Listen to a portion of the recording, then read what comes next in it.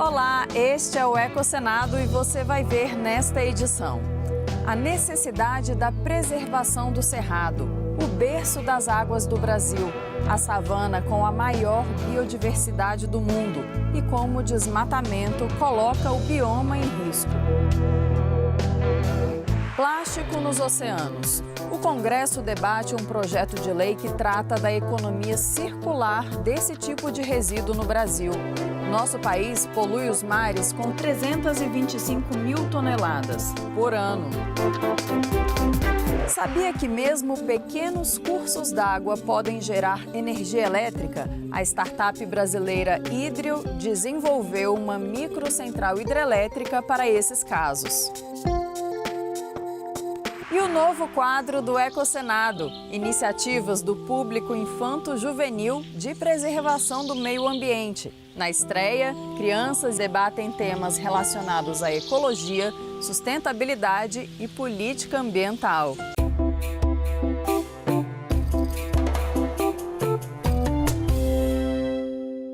O Dia Nacional do Cerrado é comemorado em 11 de setembro. A data foi criada há 20 anos para que seja reconhecida a importância da preservação desse ecossistema, riquíssimo em biodiversidade e em recursos hídricos, e que está ameaçado pelo avanço do desmatamento.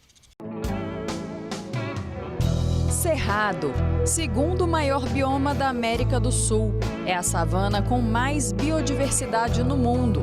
Ele cobre 24% do território brasileiro com uma área de 2 milhões de quilômetros quadrados. E abriga as grandes reservas subterrâneas de água doce brasileiras, fonte de 8 importantes bacias hidrográficas do país. São Francisco, Araguaia, Paraná, o Jequitinhonha, o Xingu, são todos esses rios dependentes da água que vem do Cerrado. A gente também tem uma importância biológica extrema. O Cerrado tem mais de 11 mil espécies de vegetação, de flora, e também na questão da fauna é riquíssimo, com forte endemismo. Um local com grande representatividade de espécies nativas do Cerrado é o Jardim Botânico de Brasília, que tem quase 5 mil hectares de fauna e flora preservadas.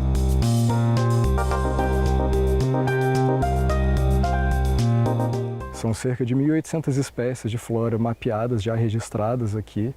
Isso equivale hoje a cerca de 45% das espécies de flora do Distrito Federal e cerca de 500 espécies de animais vertebrados. A gente não está contando os insetos, a gente está falando só dos répteis, mamíferos, aves, anfíbios.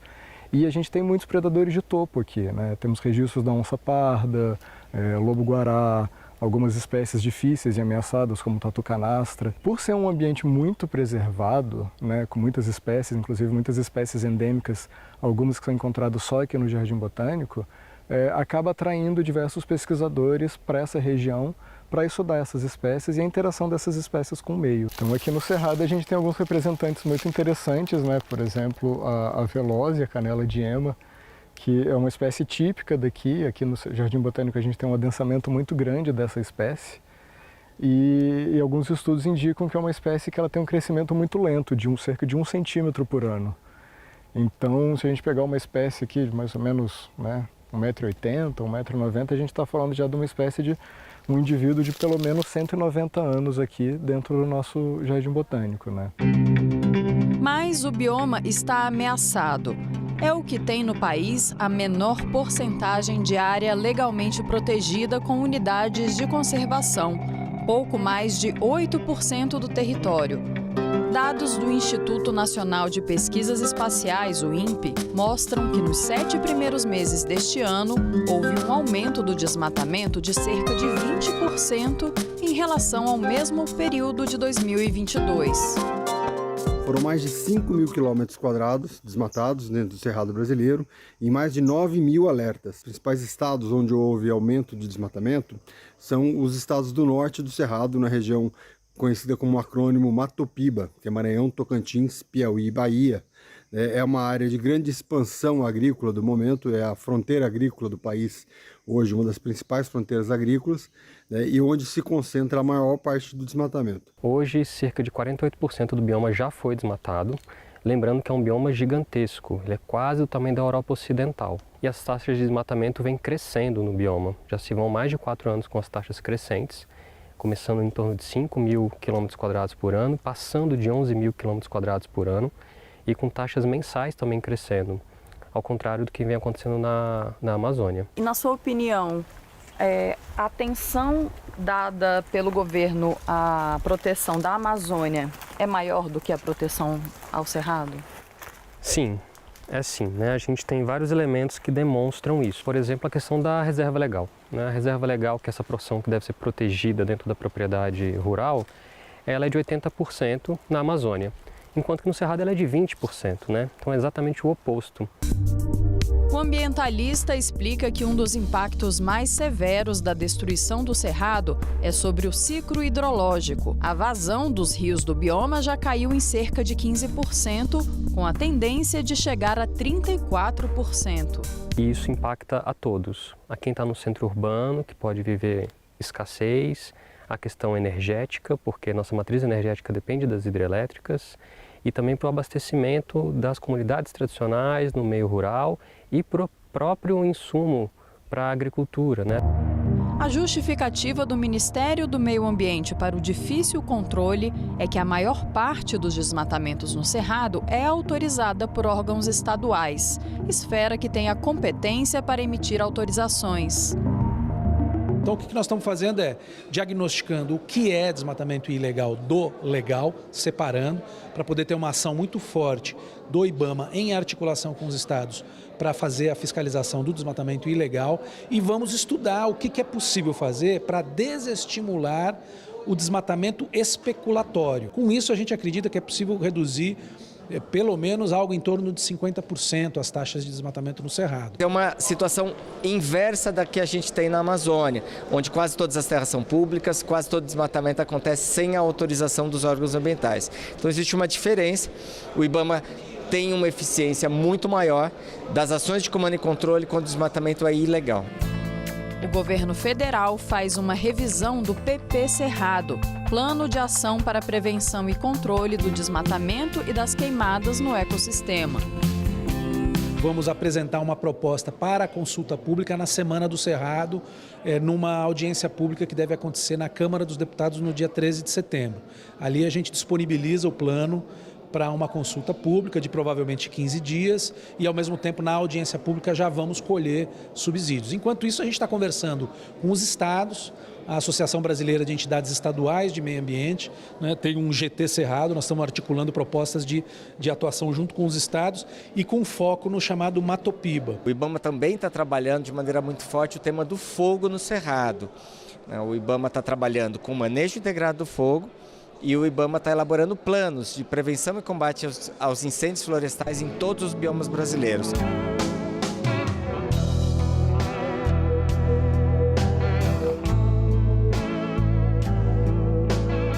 Veja logo mais nesta edição a urgência de uma lei que mude a cadeia de produtividade de materiais plásticos no Brasil e assim proteja os oceanos desse tipo de poluição.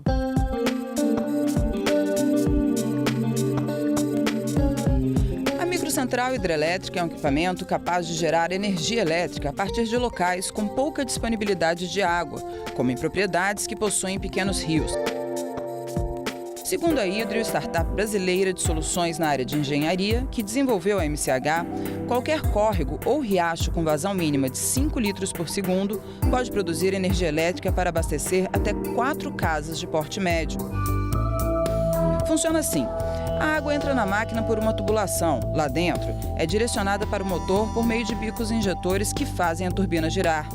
O movimento da turbina aciona o gerador e a energia gerada por ele passa por um circuito de potência que é então conectada no inversor da tensão. A energia sai do inversor e entra na rede da propriedade por essa tomada. E a água que gerou a energia nesse processo sai do equipamento por essas saídas traseiras.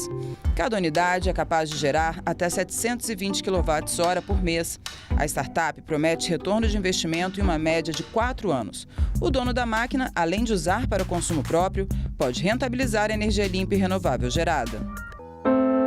325 mil toneladas. Esse é o peso do lixo plástico que o Brasil despeja por ano no mar.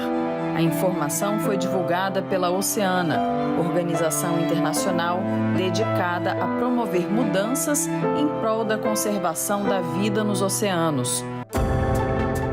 Quando decomposto pela ação do sol e do mar, o plástico se desintegra em micropartículas, que são confundidas com alimentos e ingeridas por espécies marinhas. De acordo com dados da Organização das Nações Unidas, esse fato leva anualmente 100 mil animais marinhos à morte. A companhia de consultoria empresarial McKinsey alerta: se o ritmo de consumo continuar o mesmo, em 2050 pode haver mais plástico do que peixes nos oceanos. No último dia 15, 60 organizações preocupadas com esse enorme volume de lixo plástico despejado nos oceanos lançaram no Congresso Nacional a campanha Pare o Tsunami de Plástico. Para frear essa onda gigante de plásticos espalhados pelos mares, nada melhor do que uma grande corrente envolvendo a sociedade civil e o Poder Legislativo Federal.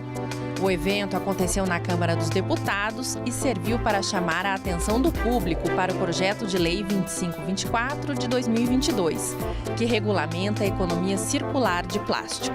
Esse é um problema global, né? Nós já temos visto isso, e a magnitude desse problema tem demandado soluções locais, porque o plástico não é produzido no mar, ele é produzido em terra. Nós despejamos mais de 325 mil toneladas a cada ano de plástico nos oceanos.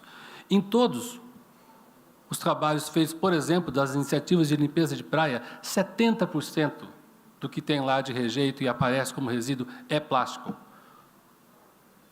O plástico produz um efeito danoso sobre a fauna marinha. Os pescadores têm suas redes destruídas por plástico. O turismo é afetado pela poluição de plásticos nas praias. E nós temos alternativas para isso. Além de ser, pelos dados da ONU, o segundo tema mais urgente do meio ambiente, né, o plástico, a gente também tem uma questão de saúde pública. Então, não está mais no momento de botar essa culpa no consumidor, né? A gente tem que, de fato, criar uma lei que reduza a produção do plástico. E o Brasil é um grande produtor. A gente tem que fechar a torneira, né, da produção do plástico. E se a lei for aprovada, ela pode ajudar a fechar essa torneira. O texto da proposta estabelece que a produção de descartáveis fica proibida.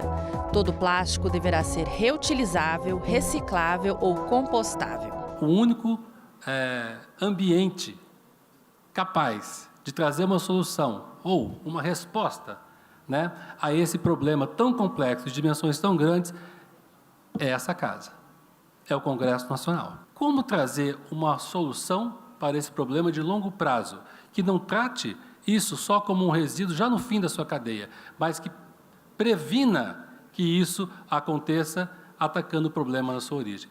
E por isso foi desenhado, então, o projeto de lei 2524 de 2022, apresentado pelo, então, senador Jean Paul Prats, que está da Comissão de Assuntos Sociais, esperando uma avaliação. E adotamos medidas concretas para reduzir a produção de plásticos, incentivar a reciclagem e promover alternativas mais seguras e sustentáveis, que é a não produção, né? Que a gente sabe. Estamos trabalhando em prol da saúde, do bem-estar de todos os cidadãos e cidadãs brasileiros. O projeto deve passar pelas comissões de Assuntos Sociais e de Meio Ambiente do Senado para ir para a Câmara dos Deputados. A previsão é de que a tramitação seja rápida. Tenho certeza também de que o próprio Senado haverá de votar rapidamente. Isso é um clamor da sociedade. A aprovação desse projeto é um elo importante da corrente. E a conscientização da população é mais um desses elos. Alguém tem que começar. E é por aqui que nós estamos começando. Você mudar qualquer coisa, um hábito, uma escolha, qualquer coisa que você muda é difícil. E a gente vai ter que mudar. A gente vai ter que mudar a nossa forma de consumir, a gente vai ter que mudar a nossa forma de pensar, a gente vai ter que mudar a nossa forma de viver. E é agora. É hora de agir e a gente conta com o apoio de todos. Obrigada. De 11 a 16 de setembro vai acontecer a 3ª edição da Semana Integrada do Cerrado. Desta vez, ela terá como tema os 20 anos do Dia Nacional do Cerrado. Na programação, atividades onde o bioma está presente, em 9 estados e no Distrito Federal. O evento também poderá ser acompanhado virtualmente pelo canal Semana Integrada do Cerrado no YouTube. A participação é totalmente gratuita, com entrega de certificados. Para mais informações e inscrições, acesse ifg.edu.br ou o perfil da semana no Instagram, @semana.integrada.cerrado. O Senado analisa um projeto de lei que cria o Programa Agente Jovem Ambiental. O PL 3097 de 2021 tem o objetivo de ajudar na implementação da Política Nacional de Meio Ambiente pela atuação de jovens entre 16 e 21 anos em ações de educação ambiental e disseminação de boas práticas. De autoria do senador Jacques Wagner e relatoria da senadora Tereza Leitão, a lei deve levar o nome de Lei Alfredo Sirquis, ambientalista, político, jornalista, escritor e ex-deputado federal, que deixou o legado à agenda ambiental nacional e internacional. O projeto aguarda votação na Comissão de Meio Ambiente. Confira agora o novo quadro do Ecosenado, o ECOAR.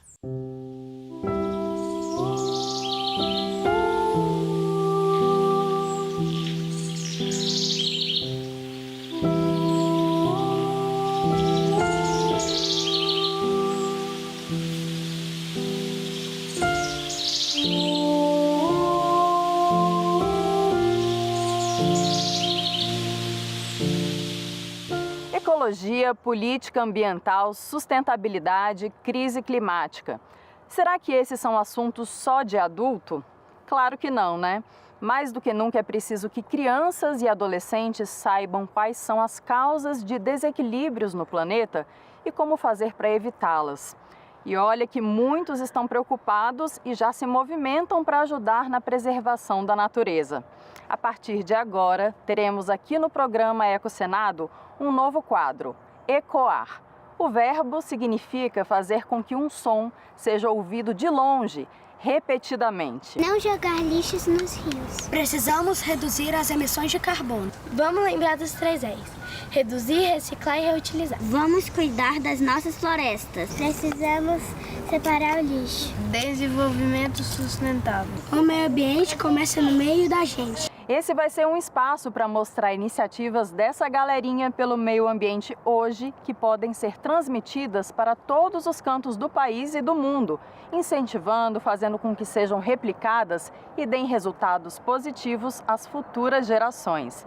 A gente vai fazer não só ações reverberarem, mas também ideias e mensagens sobre proteção e conservação do nosso planeta. Hoje, para estrear, a gente vai bater um papo com meninos e meninas nesse parque gostoso aqui em Brasília para saber um pouco sobre o interesse deles pelos temas ambientais. Gente, vamos falar de um problemão para o meio ambiente, que é o lixo.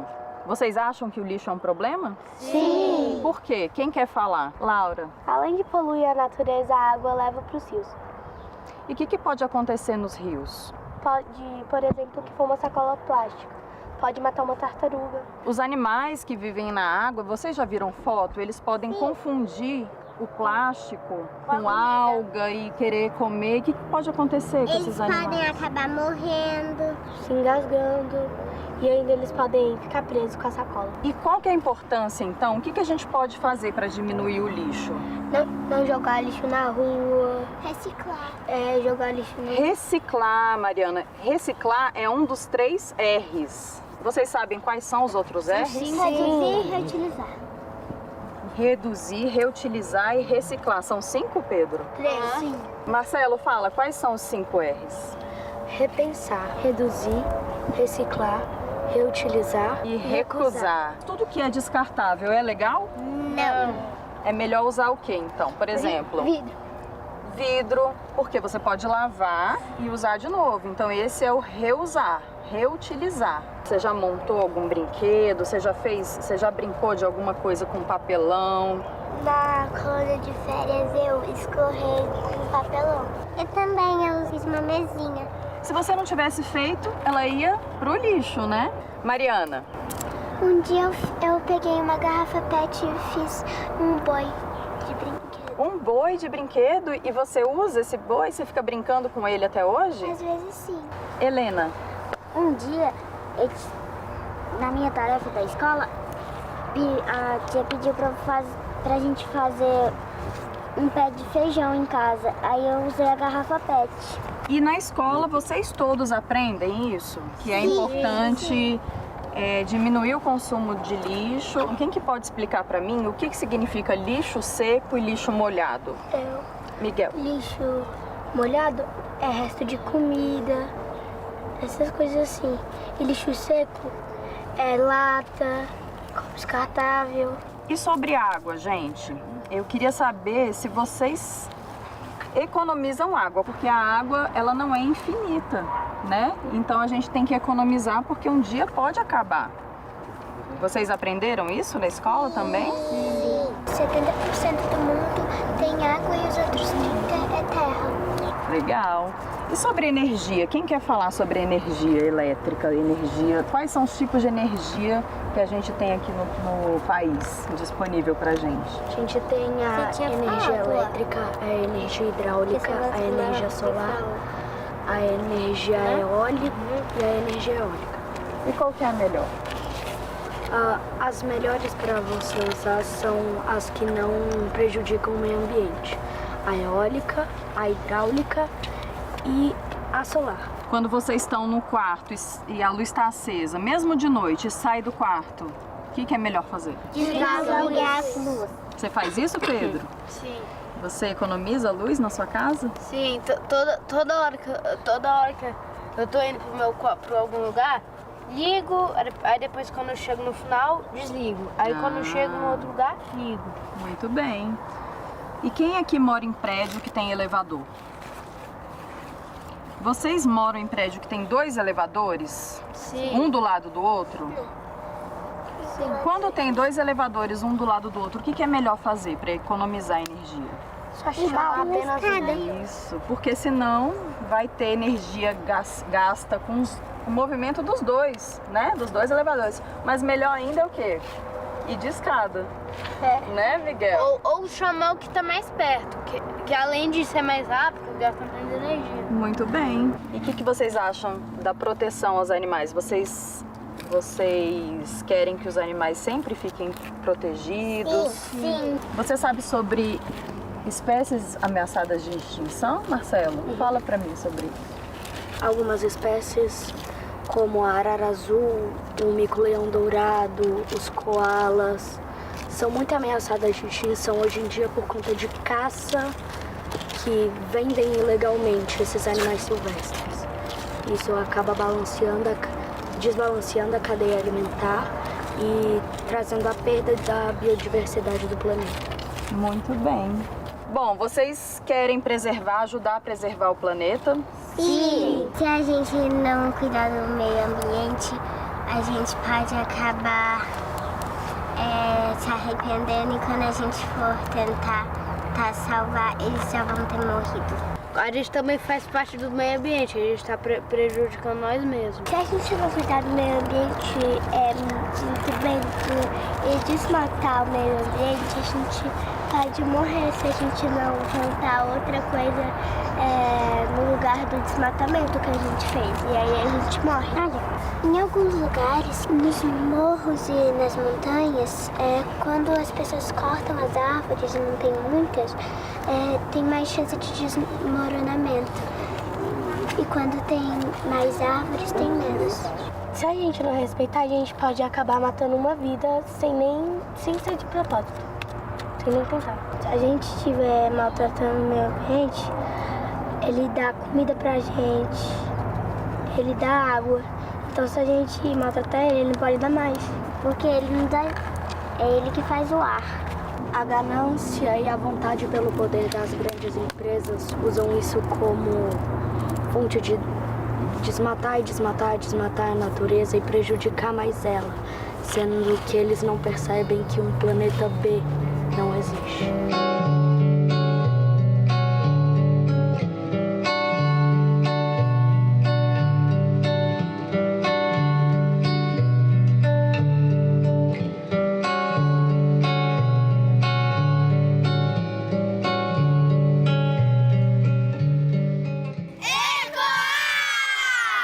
Chegamos ao fim de mais um Ecocenado. Obrigada pela audiência. Se você quiser rever ou compartilhar este programa, acesse nosso site senado.leg.br/tv. Também estamos no YouTube e nas outras redes sociais. Até a próxima. Tchau, tchau.